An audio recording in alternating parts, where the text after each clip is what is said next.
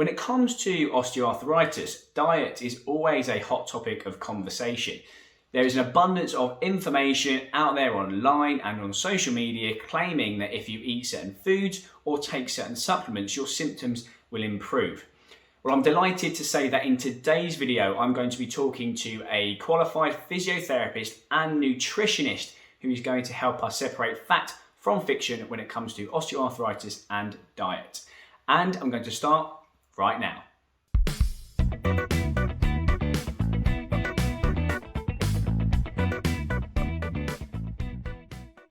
So like I said, we're very lucky today to have Ben Steele-Turner on the video, who is a qualified physiotherapist and nutritionist and conveniently has a special interest in osteoarthritis. So he has an abundance of useful information he is going to share with you today. Hi there, Ben. Thank you very much for joining us on the video today. I'm sure you've got loads of useful information to share with everybody watching. I have given you a quick intro, but I just wondered if you'd like to let the viewers know who you are and give them a bit of background about what you do before we dive into the video. Hi Luke, thanks so much for having me onto your YouTube channel. So yeah, my name's Ben. I'm a musculoskeletal physiotherapist and I also went on to do a master's degree in human nutrition because I'm really passionate about how physiotherapy and nutrition can be combined and how potentially in future we could work together more. So currently I work mainly in private practice as a physiotherapist, and I also do a bit of nutrition work as well, and I'm looking to combine them more and more. And yeah, exactly as you said, I am really interested in osteoarthritis. It's definitely an area that I do a lot of research, and I think that both physiotherapy and nutrition can work really well for patients with osteoarthritis. So Ben, given you are a physio and a nutritionist with a special interest in arthritis, I'm assuming you do think that nutrition is quite an important part of managing arthritis. So maybe a good place to start would be just explaining why you think that is and how you think nutrition can help arthritic pain. Absolutely, yes. I do think nutrition is hugely important, as well, of course, as the physiotherapy you're going through. So the main reason where I think nutrition can help patients with OA pain is in terms of weight loss. If you are suffering from OA pain and losing some excess body fat is something that's on your radar, or definitely getting down to a more healthy BMI, that's probably where nutrition can be most helpful. Second to that, I think what we're eating is so important for how you feel day to day. So if you feel better, you'll probably adhere and do more and enjoy more of the exercise that your physio will be taking you through. And then also on a more systemic, so that means body-wide, physiological point of view. If you're fueling your body right, if you're giving all your cells all the micronutrients they need, if your muscles have got all the macronutrients they need, so on, we can be improving our bone health and bone density for what we're eating. Our blood supply is better, so everything's going to be improved, I think, by making sure what we're eating is right. That's great. I think there's loads of really useful information in there that people will find helpful.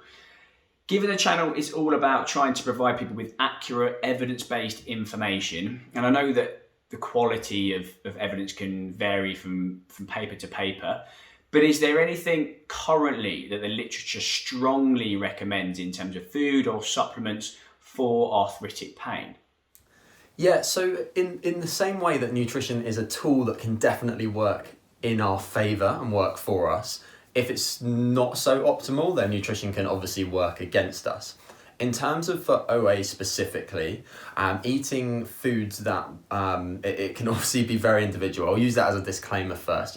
All nutrition advice should have an aspect of being personal. We need to understand the individual. So I'll aim to give some real overarching information for the rest of this video. But in terms of foods that could make things worse, we could look at high sugar foods, potentially high saturated fat foods, although the link there hasn't been really clearly proven. But more it would be if we're lacking in the nutrients in the foods, which we'll come to in a second. If we're lacking in those, that's where nutrition could definitely be an issue.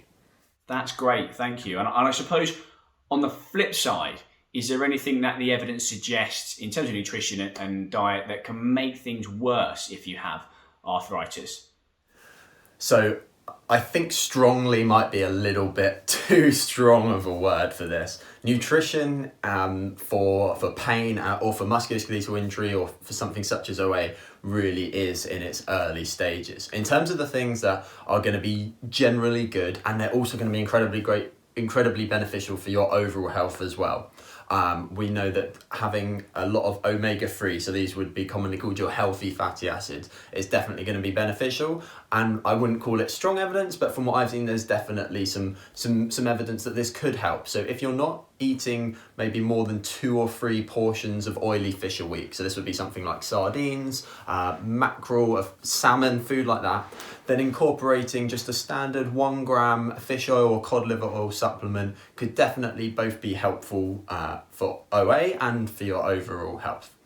Other than that, we want to look at things such as vitamin K. So vitamin K is really, really common in green leafy vegetables, and it's really well known for its role in bone health. That's definitely one that's going to be important. So I'd be looking towards those as things that are going to help. I think also making sure you're hitting your protein target. So we know protein is really important for building strong muscles. If you're doing these strengthening exercises, which as a physio as well are oh so important, the same as if you're going to the gym and you're trying to build muscle at the gym, we want to be then building the muscle to build that muscle, the strength up, to take the load off the joint. So protein's going to be an important one there too. That's really useful information. Thank you very much for that. The next question I have for you is, we know that when it comes to treatment and arthritis, that the strongest evidence points us towards a specific tailored rehab program and weight loss, if appropriate. Now, there are some kind of lesser evidenced treatment interventions that could be used, so things like manual therapy, anti-inflammatories, or even TENS machines. There has been some evidence for those as well. But the evidence says that really none of those things should be used in isolation as a sole treatment for arthritis. They should all be used in conjunction with a rehab program and considering weight loss as well. Do you feel that when it comes to nutrition and diet and arthritis, that people can get a reduction in their symptoms by solely focusing on diet and nutrition? Or do you think that, again, that's something that should always be used in conjunction with a specific rehab program? Absolutely. I mean, I am a physio and a nutritionist, so really the heart of my practice is that things should be done in a combined way. Exactly like you said, things like supports, manual therapy, non-steroidal anti-inflammatory, and a host of other things are things that are kind of tools that we could use to reduce OA symptoms. However, I think that the strengthening exercise, the activity modification, that if needed weight loss, they're really the gold standard. So we want to start with those 3 and then look at the others. There's a really nice diagram published by NICE, the National Institute of Clinical Excellence, and it's like an archery target. And that target kind of has everything that's the tools that we can consider for using for osteoarthritis treatment. And it's that strengthening, the advice, education, activity modification, and then weight loss when needed, which is the bullseye. So they're the ones we want to focus on. And then we can use the others as and when we need, as and when we think it's appropriate based on what the evidence says and for the individual that's with us. So for you, the patient watching, or the patient that you're with, do you think that treatment's going to be helpful for them? And then combining them in the way that you think is going to be most appropriate. So I think to answer that question, because I went a little bit around the houses there, I think if your diet is really bad and you improve it, you may well notice an improvement in osteoarthritis symptoms. Certainly anecdotally, that's quite a common thing. However, it's not the sole thing you need to think about. It, as always, it's one with many, but definitely there can be improvement. But to give the best possible chance of the maximal improvement, it needs to be a combined approach. Okay, yeah, I suppose that does make sense. Now, I was really keen on asking you about a couple of things today with regards to supplements. Now, these are the 2 supplements that I get asked most about. I don't know if you do as well, and I'm sure people watching will be keen on knowing. Now, they are the use of glucosamine and chondroitin for arthritis. Now, the reason I'm asking not only is because I get asked a lot about them, but also because as evidence-based clinicians in the UK, we try and adhere to the NICE guidelines. So that is the National Institute of Care Excellence, and they basically put together evidence-based guidelines for many, many conditions for us to use with our patients. Now, they specifically say that they do not support the use of chondroitin and glucosamine because there is a lack of evidence in the area. So my question is, what do you think about this?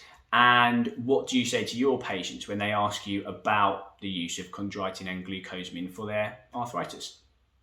Yeah, so great question. Glucosamine and chondroitin have been probably relatively well, or for a long time, thought of as beneficial for OA. You're absolutely right. NICE guidelines say don't recommend it. There's a paucity of evidence, so not much evidence on that. There are the view, and to give you a little backstory, that there was kind of some older studies that seem to point towards glucosamine and chondroitin being helpful, and so the legacy of that was quite long-lived, where people felt we were making some progress, but then more up-to-date research has maybe disproved that or made it seem less important. However, one caveat I always say with glucosamine and chondroitin is it seems to be really have a huge anecdotal impact, that some people who I see are either take glucosamine and chondroitin and they absolutely swear by it. And I don't know whether that's placebo effect. I don't know if perhaps there's something about those individuals where it is more beneficial. I don't know. So I would say, unless you have a reason not to take glucosamine and chondroitin, and one instance of that would be if you're on blood thinners such as warfarin, that would be a reason not to take glucosamine and chondroitin. I wouldn't recommend someone to start taking it if they're not already. However, if a OA patient is already taking them and feels they are beneficial, then I wouldn't be jumping straight on the message of you should stop taking them. I would try and build other things in rather than take that away. That's brilliant. I'm sure that's cleared things up for a lot of people watching. Now, in terms of keeping things short and sweet, I'm just going to ask you one last question, and that is, I noticed on your Instagram page recently, you highlighted this potential conflict of interest when it comes to the health and fitness industry, because we're trying to help people, but we're also taking money from them. Now, that in itself probably isn't too much of a problem, but for me, probably what that has led to is a lot of misinformation, a lot of inaccurate information. And we can see that when we look online. There's lots of things claiming to cure and fix people's pain, and we know that just isn't the case. So whilst you're on the video, are there any significant myths and misconceptions when it comes to nutrition and diet and osteoarthritis that you would like to share with people watching? Yeah, I think as with so many areas of the fitness industry, healthcare industry, absolutely full of myths. You're completely right. I don't know of any specific myths that I'm aware of with OA. Just the general myth is that always over-reliance on one factor. So if as we've already kind of touched on with the combined of physio, nutrition and varied treatments, if somebody's claiming that one thing, whether it's getting rid of one food type, one ingredient, or adding in one food type, one supplement, one ingredient, if that's the answer to everything, that's likely untrue. Nutrition is a hugely complex thing with so many variables, different inputs, and so many variables. If somebody's claiming that changing one thing is going to help everything, that's probably not true generally in the nutrition space, and including OA. Apart from that, there's no other clear myths that I would say per se. I think anything that's the one ingredient and anything that goes against the general hitting your macronutrient targets, that's protein, fats and carbs, making sure you're getting all your micronutrients, and then going from there alongside your physiotherapy with your strengthening, modifying your activity, that's the way to go. And probably generally we know that's the right thing to do. At least with current knowledge, that is the gold standard treatment. So anything that goes against that probably is not going to be the best information for you. Okay, cool. That's brilliant. Now, before you head off, if people watching want to come and find you and have a look at some of the great content that you're putting out, where's the best place for them to come and find you? So best place to find me is Instagram. I get moaned at all the time for spending far too long on my phone. My handle is @physionutrition, which is a very unimaginative mash of physiotherapy and nutrition, just put into one word. PHYSIUTRITION. That's probably the best place to access the information I put out. Absolutely feel free, send me a message at any point on there. I'd be more than happy to talk all day about subjects like this. A huge thank you to Ben for his time today. Hopefully you've gained some really useful knowledge from his expertise in today's video. There is some great stuff about how nutrition and diet can help your osteoarthritis. If you'd like some more help with your arthritis, then there's some useful links in the description below the video. There's also some other great videos on the Genuine Physio YouTube channel. And if you are new around here, then please don't forget to subscribe to the channel so you get notified every time I release a new video, which I do every single week. And if you're feeling very generous, then please do give us a thumbs up to show your appreciation. If you have enjoyed today's video, then you may also like the video that I have done on the best and worst treatments for osteoarthritis. And there is a whole playlist on the channel to help you manage your arthritis better at home. Thank you very much for watching, and until next time, I will see you again very soon.